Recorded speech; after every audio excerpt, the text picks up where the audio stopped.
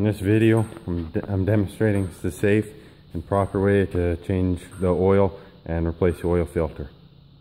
You have to lift the vehicle up in order to get underneath it properly, and so there's a couple ways to do that. The way I did it was just blocks and a ramp, and this to me is the safest way because the way it is here is basically like it would be sitting on the ground. It's on all four tires.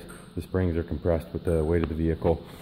But before you go on, and see, I got the ramps right in the middle of the vehicle, right in the middle of the tire, and I did not drive all the way up the ramps because then you make the blocks unsturdy. And the way but even though this seems pretty safe, I still like to rock the vehicle and push it back and forth before I crawl under it. Another way to do it is to use jack stands underneath the frame of the vehicle, and I don't really like that because they are a little bit unsturdy. They can be if you don't get them right or in the proper spot, and if you don't get them in the proper spot, it also is not safe to let all the weight of the vehicle onto it. And something you should not do is leave the vehicle on a jack, because you know, if the seal goes out, oil goes everywhere, jack loses pressure and it can fall on you, or it can slip off, or the jack can move and it'll fall off. But anyway, so that's the safety. And now the proper way to do it is to remove the plug from the oil pan, which I've already done after the engine is nice and warm, because the oil flows out better. And you want to do it into a pail so you can recycle the oil not onto the floor or onto the ground. Then you're going to want to come up here and you're going to want to take the oil filter off.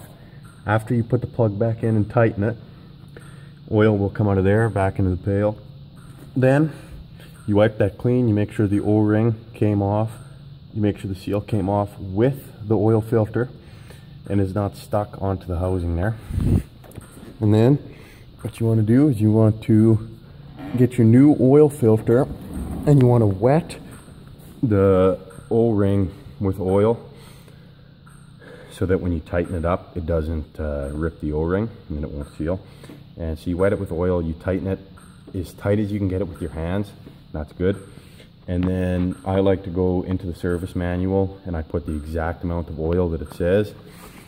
And then after you're done, what you do is even though you put the amount that the manual says, you still want to check it afterwards when it's level, make sure you got the right amount of oil.